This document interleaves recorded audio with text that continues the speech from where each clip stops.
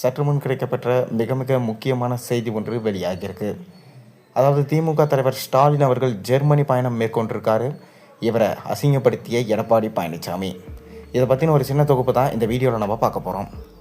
முதலமைச்சர் மு.க.ஸ்டாலின் 5வது முறையாக வெளிநாட்டு பயணம் மேற்கொண்டிருக்க நிலையில் அது குறித்து எதிர்க்கட்சி தலைவர் எடப்பாடி பழனிசாமி கடுமையாக விமர்சிச்சிருக்காரு.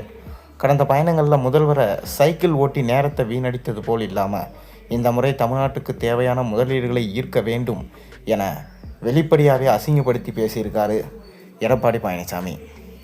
ஜெர்மனி மற்றும் இங்கிலாந்து நாடுகளுக்கு தமிழக முதல்வர் மு.க.ஸ்டாலின் பயணம் மேற்கொண்டிருக்காரு.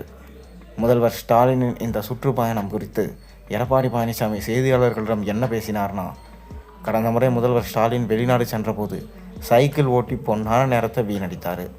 அந்த பயணங்களில் தமிழகத்திற்கு என்ன பயன் கிடைத்தது என்று இதுவரை எனக்கு தெரியல.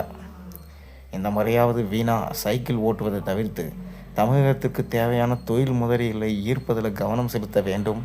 முதலமைச்சர் மு.க.ஸ்டாலின் கடந்த 4 ஆண்டுகால வெளிநாட்டு பயணங்களில் ஈர்த்த முதலீடுகள் மற்றும் அதன் மூலம் உருவாக்கப்பட்ட வேலைவாய்ப்புகள் குறித்து வெள்ளை அறிக்கை வெளியிட வேண்டும்.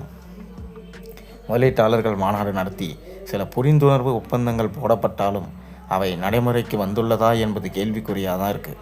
முதல்வர் ஸ்டாலினின் இந்த 5வது பயணம் தமிழகத்திற்கு எந்தவிதமான பொருளாதார பலன்களையும் அளிக்காது என தெரிவிச்சிருக்காரு. மேலும் எடப்பாடி பழனிசாமி தனது எக்ஸ் சமூக வலைதள பக்கத்தில் வெளியிட்டிருக்க பதிவில் முதல்வரின் வெளிநாட்டு பயணம் முதலீடுகளை ஈர்க்கவா அல்லது குடும்ப முதலீடு செய்யவா? ஆட்சி முடிவை இன்னும் 8 மாதங்களே உள்ள நிலையில் முதல்வர் ஸ்டாலின் வெளிநாடு பயணம் மேற்கொள்வது பற்றி மக்களின் கேள்விக்கு முதல்வர் ஸ்டாலின் பதிலளிப்பாரா? ஆரம்பம் முதல் ஸ்டாலின் வெளிநாடு சென்று ஈர்த்த தொழில் முதலீடு விவரங்களை வெள்ளை அறிக்கையாக வெளியிட சட்டமன்றத்திலும் பொதுவெளியிலும் வலியுறுத்தி வரேன். ஆனால் இதுவரை ஃபெயிலியர் மாடல் ஸ்டாலின் அரசு வெள்ளை அறிக்கையை பற்றி மூச்சு விடலை. நான் முதலமைச்சராக இருந்தபோது 2019ஆம் ஆண்டு ஒரு முறை மட்டுமே இங்கிலாந்து, அமெரிக்கா மற்றும் துபாய் நாடுகளுக்கு பயணம் மேற்கொண்ட போது கையொப்பமிட்ட புரிந்துணர்வு ஒப்பந்தங்களின் எண்ணிக்கை 41. கோவிட் தொற்றுநோய் காலத்தில் மட்டும் 60,677 கோடி ரூபாய் முதலீடு மற்றும் 1,721 நபர்களுக்கு வேலைவாய்ப்புடன் 73 புரிந்துணர்வு ஒப்பந்தங்கள் கையெழுத்தாகின.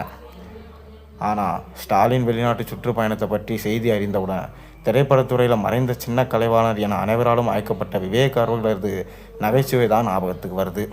இதுவரைக்கும் உங்களுக்கு ஏதாவது செய்துள்ளேனா என்று விவேக் அவர்களின் அடிப்பொடிகளிடம் கேட்பார். ஒன்றுமே இல்லை என்று அவர்கள் பதிலளிப்பார்கள். உடனே விவேக் அதுதான் மக்களுக்கும் என்பார். அதே போல தான் ஸ்டாலின் பண்ணுறாரு. இந்த முறையும் அப்படி தான் என விமர்சிச்சிருக்காரு எடப்பாடி பழனிசாமி.